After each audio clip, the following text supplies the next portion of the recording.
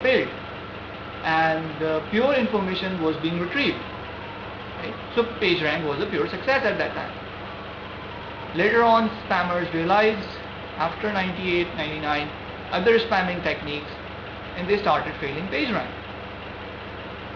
That is, I mean, this is continuous journey, right?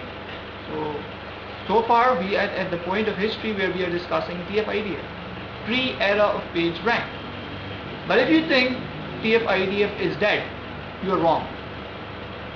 When things are so much, there are always hybrid approaches, mixing of things. TF-IDF still exists and applicable even in today's search engine.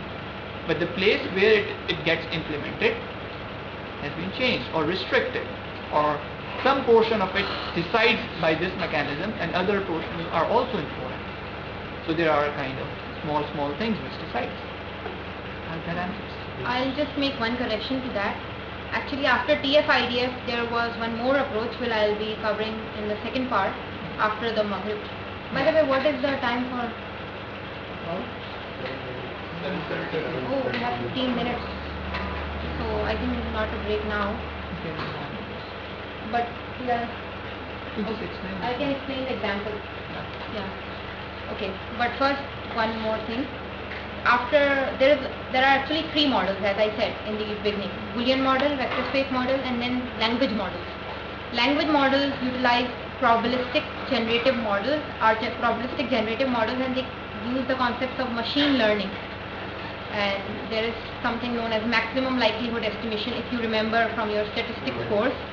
So those are statistical models, and they've turned out to be very successful. So nowadays search engines use a hybrid between the language models, topic models, they are also called topic models, and the other one, PageRank or TrustRank. That will be covered in the next lecture, the PageRank and TrustRank.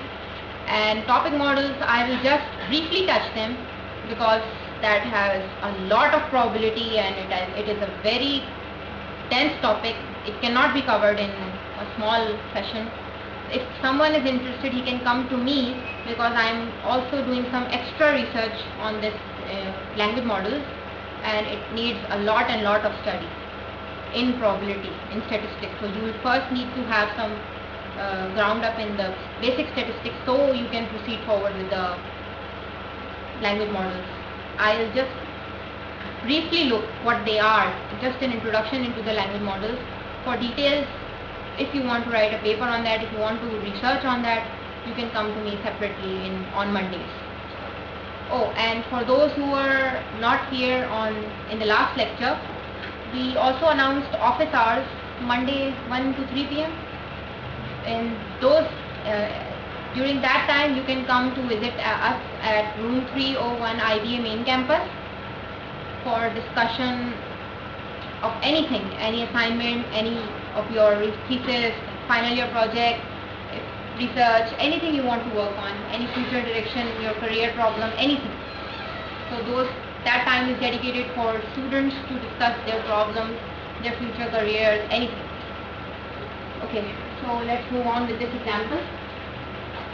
So suppose we are given TF of certain, there are 4 documents. This is document term matrix with 4 documents, and these are the terms. This is the frequency of some words. Yes. This is called document term matrix. Here there are the documents, here there are the terms. Document term matrix.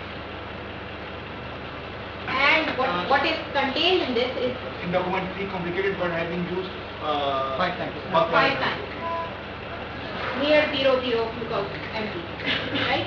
And in document 4, complicated has been used 2 times. Contaminated in document 1 4 times. So this is TF. This is given.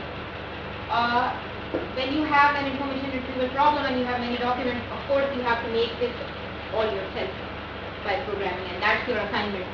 You will be constructing the structure in Python, everything all by yourself. I'll upload a tutorial for Python on Monday, and that will be due in 2 weeks. You will have 2 weeks time for it. This assignment is due next week. just 1 week for it. It's very easy, you can solve it within 1 hour.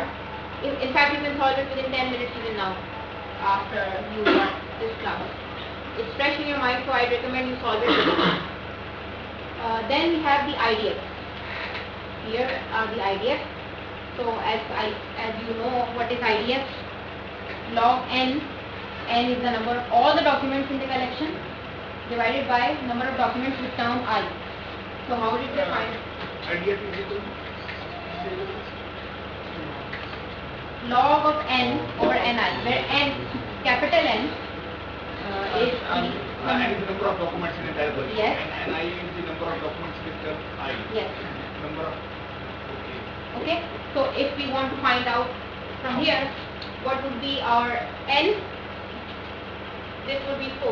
Why? Because we are considering 4 documents, and ni for complicated would be 2, because 2 documents have complicated.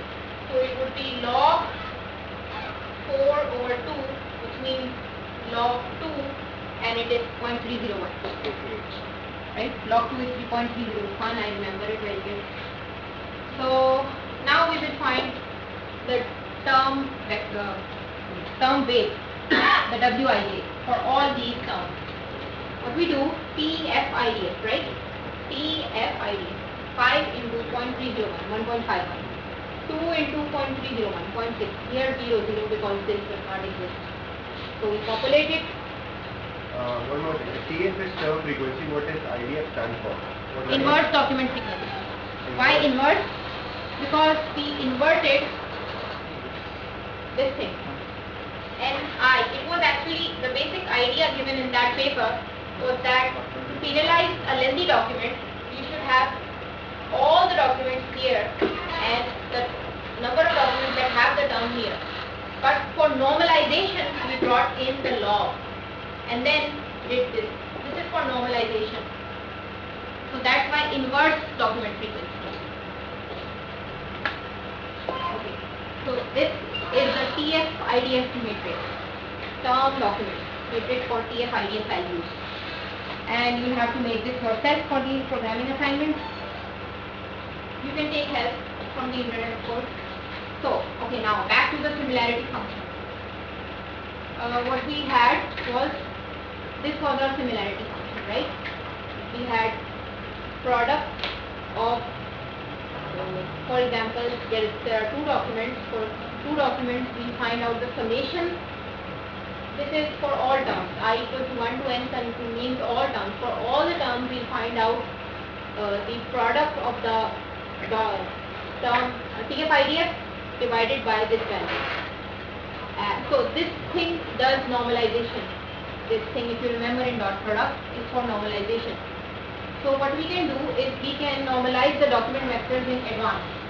Use cosine normalization method, divide each term weight by length of vector. That is, instead of finding this, find this. So what would it become? It would become this. And how do we do it? How do we find the length of a vector? Anybody remembers? Okay, I think it's prayer time. So we'll continue with this after a break. Please try to come quickly. Yeah, otherwise you'll forget. Like 15 minutes. 5 minutes.